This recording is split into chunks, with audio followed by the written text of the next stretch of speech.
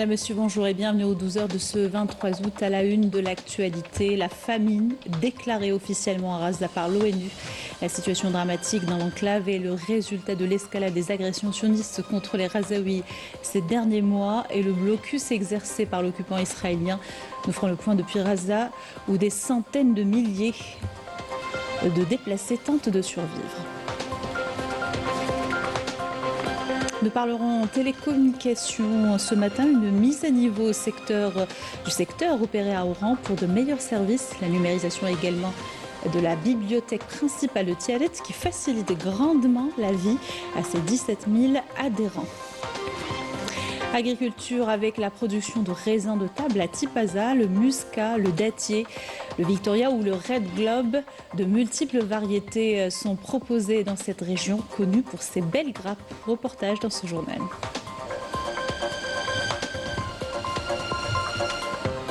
Et puis clôture de la 14e édition du Festival culturel national de la chanson raï à Oran.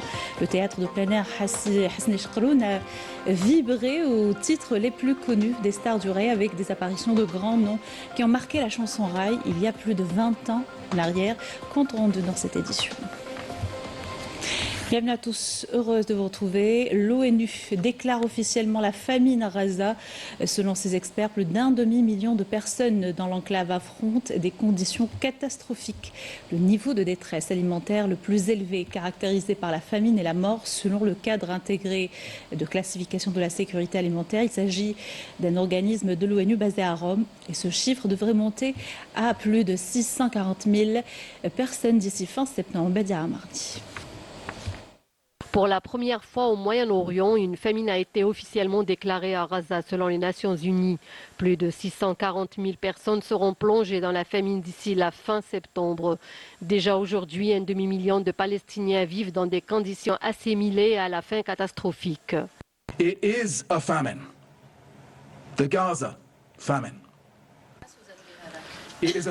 C'est une famine, la famine de Gaza, une famine qui aurait pu être évitée si seulement on nous en avait donné la possibilité. Pourtant, la nourriture s'entasse aux frontières, bloquée par une obstruction systématique. Une famine à quelques centaines de mètres seulement de camions débordant dans une terre fertile. C'est une famine qui frappe d'abord les plus vulnérables. Chaque victime a un nom, chaque victime a une histoire. Une famine qui arrache la dignité avant d'arracher la vie, qui oblige un parent à choisir quel enfant nourrir, qui pousse des familles à risquer leur vie pour une poignée de nourriture.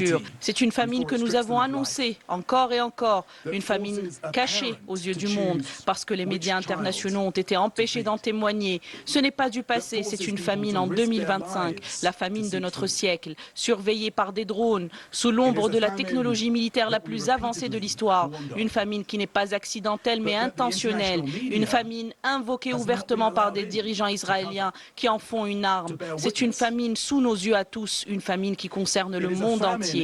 Cette famine est prévisible, elle est évitable, elle est fabriquée par la main de l'homme, nourrie par la cruauté, justifiée par la vengeance, rendue possible par l'indifférence et entretenue par la complicité.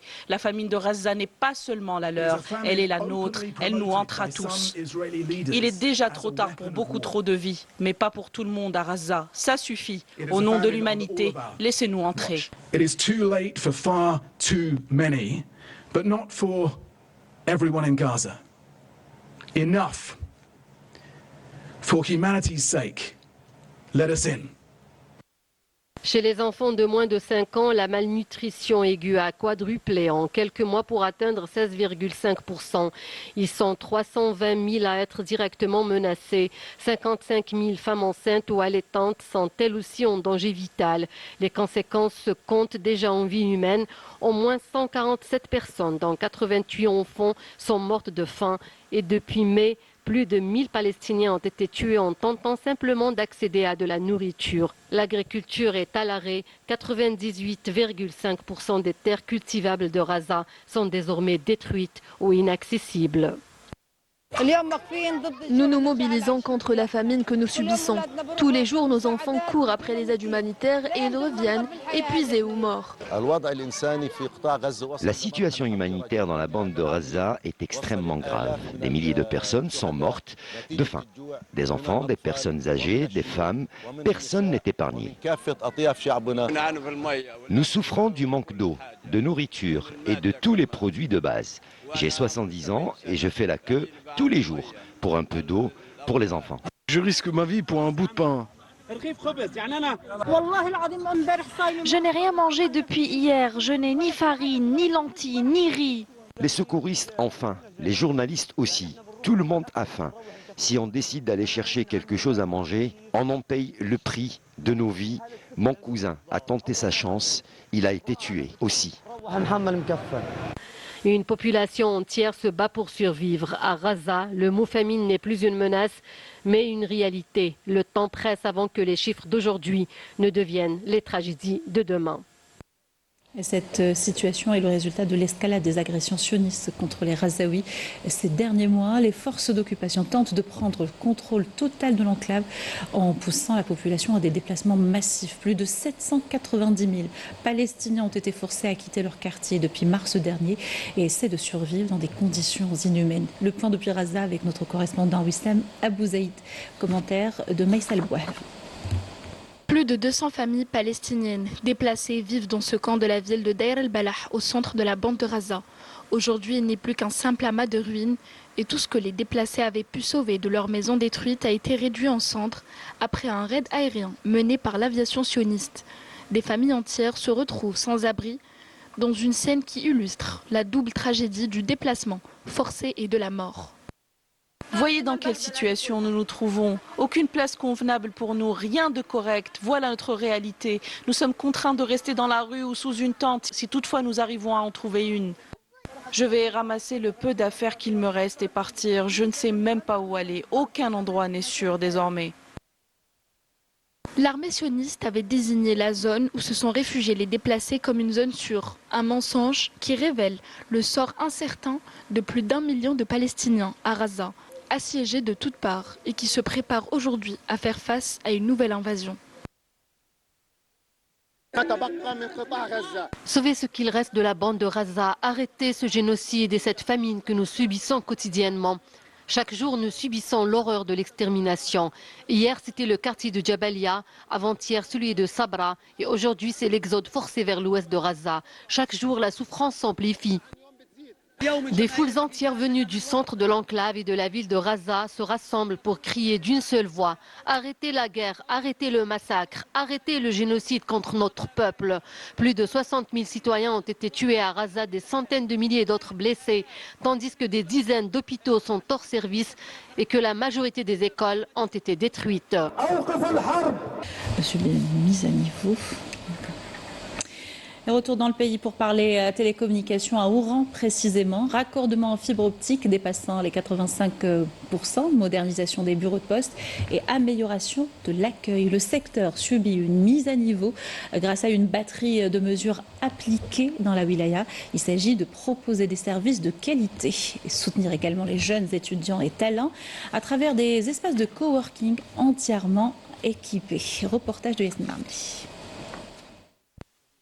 Soucieux de stimuler l'innovation, le secteur des télécommunications soutient les étudiants, chercheurs et porteurs de projets en leur offrant des espaces adaptés, donnant lieu à des échanges d'idées, d'expériences et de savoir-faire. On remarque un progrès notable dans la qualité des services et de l'accueil, avec même la création d'espaces dédiés au divertissement. Le secteur met les bouchées doubles pour répondre aux besoins d'une société en pleine mutation numérique, réseau optimisé, services diversifiés et technologies interactives. L'objectif est clair, tout est mis en œuvre pour faciliter le quotidien des citoyens et des entreprises. Le service est bien, le personnel est accueillant. Il y a une progression. L'installation de ce distributeur automatique de billets à Oran reflète la volonté de l'État de simplifier le quotidien des citoyens via Algérie Post, tout en diminuant l'affluence dans les bureaux. EMS Champion Post Algérie a connu une progression remarquable au niveau mondial. L'Algérie s'est classée le 14e parmi 177 pays selon l'Union postale universelle. Le secteur des postes et télécommunications a mis à leur disposition 153 bureaux de poste à travers le territoire de la wilaya et tous raccordés en fibre optique est doté d'un distributeur automatique. Oran est en train de vivre les dernières semaines de raccordement. Nous avons un taux d'avancement de la Hiberg de 85%. C'est bientôt le commencement de la fin. Nous serons raccordés, Inch'Allah, très prochainement, peut-être le début du mois de septembre, à 100%. Un engagement fort pour garantir des services accessibles à tous, reposant sur la modernisation, la fiabilité des réseaux et le renforcement des compétences des acteurs du secteur.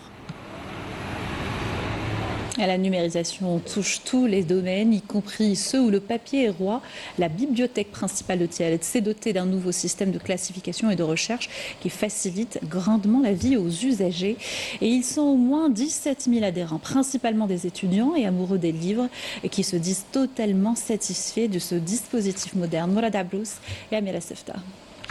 Un simple clic et le titre du livre s'affiche. Pour cet étudiant, la recherche d'ouvrages n'a jamais été aussi facile. Une avancée rendue possible grâce aux dispositifs modernes de type RFID, identification par radiofréquence, utilisés dans les grandes bibliothèques à travers le monde. Avec un fonds documentaire dépassant les 40 000 exemplaires, la bibliothèque Mohamed El Mili s'impose aujourd'hui comme l'un des pôles culturels les plus importants de la région.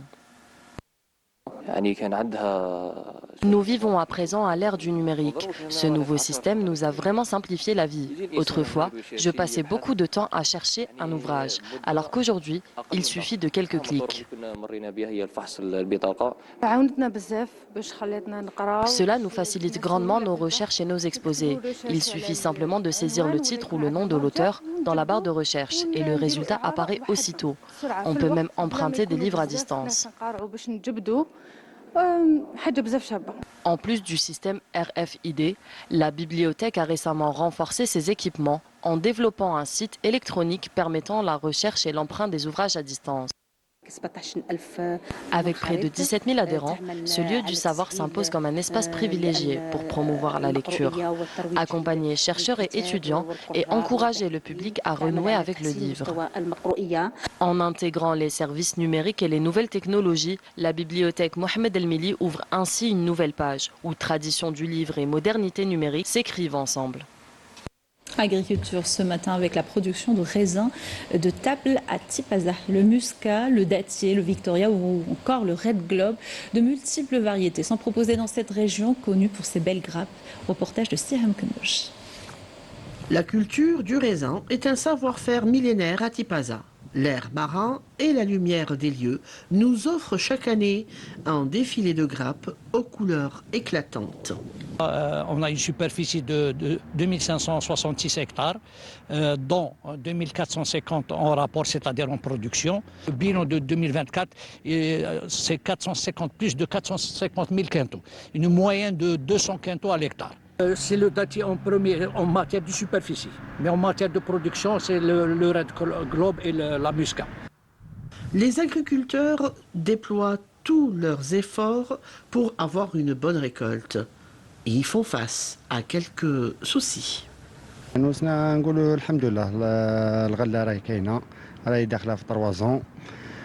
الله يبارك سنا كاين الغله ورانا قايمين بها بجيت الدواء والماء. احنا عندنا شويه مشكله شويه تاع الماء برك ناقصنا شويه ماء لهنا. الماء راه قليل. الماء رانا نجيبوه مده بالك بوسماعين حتى لهنايا يسقى لنا بزاف. En pergola ou en palissage, de nombreuses variétés de raisins de table sont cultivées à Tipaza. Les variétés endémiques restent quand même assez rares, telles que le muscat de Cherchel ou du célèbre Ahmar Bouamar. Je vous donne un petit aperçu sur les principales variétés de vignes qui existent dans la wilaya. Donc, on a le muscat, le dattier, le gros noir, cardinal, le victoria et red globe. On a une variété qui tend un peu à disparaître. نلقاوها كنا يديروها عريش في الديار c'est le Ahmar Bouamar. Une superficie très minime, mais on ne peut pas la négliger. À Tipaza, chaque grappe raconte sa saveur, porte en elle le goût du soleil et l'odeur de la mer, ainsi qu'une histoire millénaire. Clôturière de la 14e édition du Festival culturel national de la chanson raï, le théâtre de plein air Hasni Chakroun à Oran a vibré aux titres les plus connus des stars du raï, mais aussi des chansons interprétées par de jeunes talents prometteurs. Le public a pu également retrouver avec plaisir des noms très populaires qui ont marqué la chanson raï il y a plus de 20 ans. Compte rendu de Yasmine Amri. Al-Behia, un des berceaux du raï dans l'Oranie. La clôture du festival s'est déroulée dans une ambiance vibrante, entre musique, lumière et ferveur populaire. L'événement a confirmé que le raï reste un patrimoine algérien vivant, transmis de génération en génération et auquel les Algériens restent attachés. Le raï est notre patrimoine et nous, les jeunes, devons le préserver. Une organisation réussie et une sécurité rassurante pour les familles. Merci à l'État pour cette belle occasion. On a énormément aimé ce festival et on a bien profité des artistes présents. Le raï, c'est notre patrimoine, c'est tout ce qu'on a. On n'a pas plus, on est des hommes et le patrimoine Tarnahada. Cette édition a vu le comeback éclatant des chanteurs de renom, mais aussi l'apparition de jeunes talents qui ont su enflammer la scène et offrir au public des moments inoubliables. La diversité des styles, l'énergie des performances et l'enthousiasme des spectateurs ont donné à ce festival une dimension exceptionnelle, renforçant son rôle de vitrine de la culture algérienne. Notre raï est reconnu à l'international et en tant que chanteur, nous avons le devoir d'assurer la continuité de ce patrimoine. Il y a une grande foule, un grand public présent, on ne peut pas le compter. Chaque artiste avait quelque chose à apporter. Tout le monde était authentique parce que le raï est une forme authentique. Et je fais partie de cette culture, c'est notre culture urbaine. On est heureux parce que cette année, quand même, c'est la première fois où plus de 40 artistes s'est produit dans cette édition, donc c'est un nombre historique. Et on espère l'année prochaine qu'on puisse encore faire mieux, pourquoi pas aller vers 3, 4 ou 5 villes. Donc c'est un festival qui appartient maintenant à toute l'Algérie. Entre tradition et modernité, ce festival a montré que le raï est bien plus qu'une musique, un héritage vivant, rassembleur qui a marqué l'histoire culturelle algérienne.